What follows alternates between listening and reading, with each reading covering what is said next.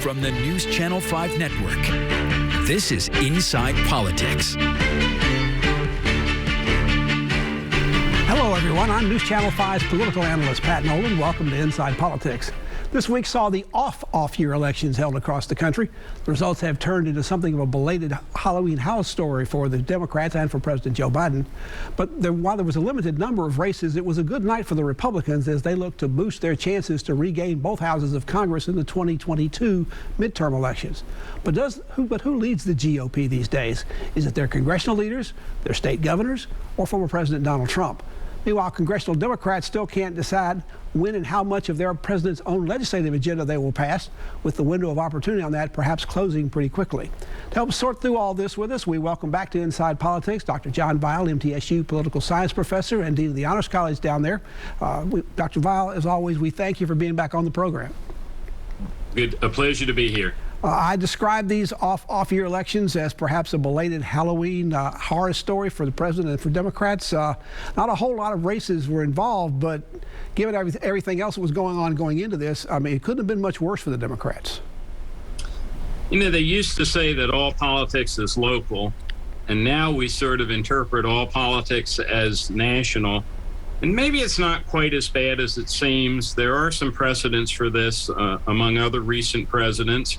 And it may very well be that issues more focused on Virginia and New Jersey came into play here than did the national issues. But in Virginia, the Republican candidate won narrowly, but that was a 10-point swing. Joe Biden won that state by 10 points less than about a year ago. That's a pretty big fall in only 12 months. It is. I'm not saying Democrats shouldn't be concerned about it.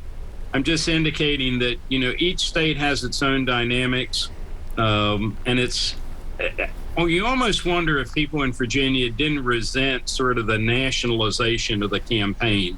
There were so many Democrats who came in. Maybe people just sort of said, you know, we're going to make our own decision, you know, no matter what other people tell us what to do. I've heard it said that the Democrats perhaps thought all those suburban voters in Virginia, particularly Northern Virginia, had now become Democrats. Did they find out that the revenge of the swing voters had come in and hit them pretty hard? That's part of it. And, you know, one of the fascinating things about Virginia, although the Republican was endorsed by Trump, he kept a separation there. He didn't invite Trump to campaign in the same way that the Democrat invited Obama and other candidates. And I'm not sure, you know, that if I were Trump, that I'm not sure how helpful this is to him. That it's like they like the brand, but maybe the person himself is somewhat off-putting. But perhaps Youngkin, the Republican candidate who's now the governor-elect, has he found some sort of Rosetta Stone for Republicans to come through the 2022 election to get some support for President Trump, but sort of also keep him at arm's length? Well, I mean, I guess they hope so, but, you know, Trump has a mind of his own, and it's not altogether clear that he would necessarily go along with his strategy everywhere. You also had a race in New Jersey where a Democratic governor was reelected. That's very odd in that state. That doesn't happen very often up there for Democrats.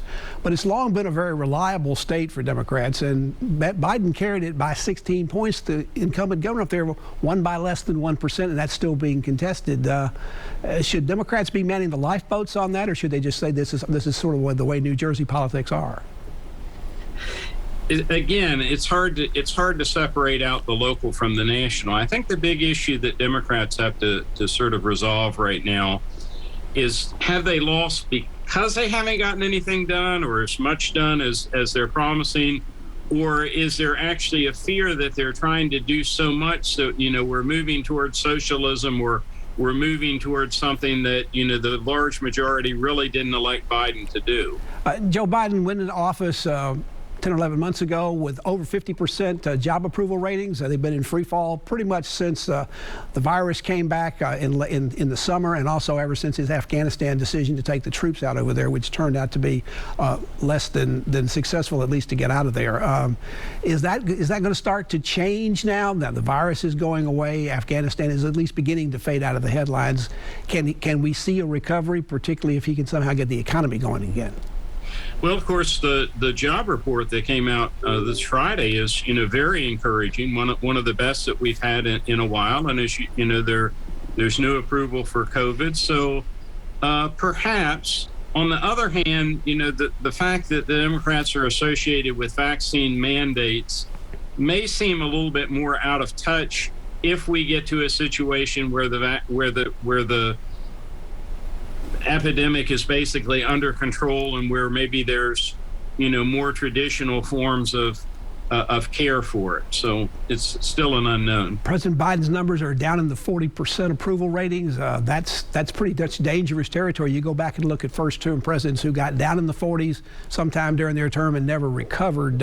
They don't do very well in terms of getting reelected, whether you're talking about Jimmy Carter, Donald Trump, or George Herbert Walker Bush. That's true. On the other hand, if you were to look at the approval rates for Congress, you would probably find they were about half that rate. So who knows? I wondered about that.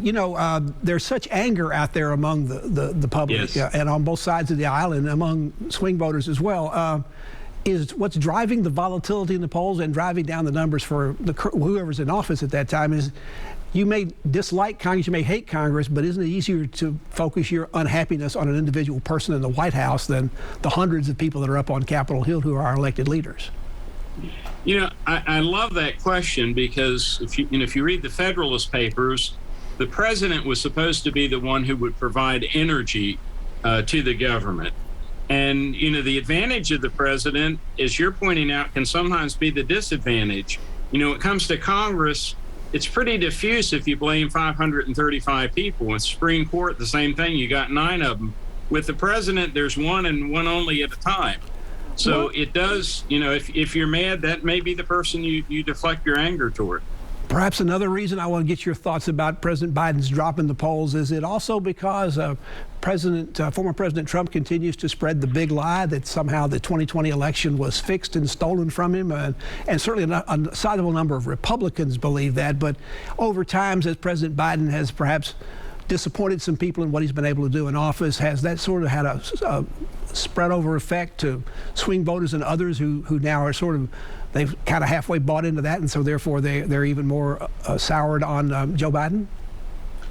It certainly hadn't helped. I was reading a book just this week that likens this election to that of 1824, where Andrew Jackson had the greatest number of popular votes, but by no means any kind of majority in the electoral vote. But he for the next 4 years claimed that there had been a corrupt bargain and that the election had been stolen from him. And it certainly worked out in his case, on his behalf. This situation, I think, is a little different. The president lost both the popular vote and the electoral vote. I think the more that comes out during these hearings, the less good Trump and his supporters are going to look on this. Dr. John Vile, MTSU political science professor and dean of the Honors College at that school. Back to continue our conversation about the off-year election results after this break. Stay safe, informed, connected.